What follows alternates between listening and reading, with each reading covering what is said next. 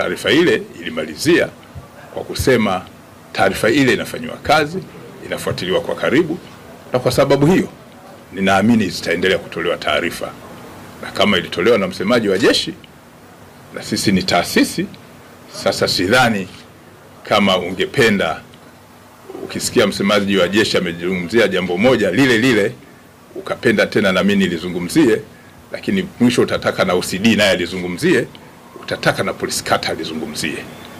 Kwa mfumo wa jeshi kama taasisi lina mfumo wa kutoa taarifa, na ile taarifa ichukuliwe ni taarifa, na zitakapopatikana taarifa zingine zitatolewa kwa mfumo ule ule. Jumla hali ya jiji la Dar es Salaam iko salama na shughuli nyingi za kiuchumi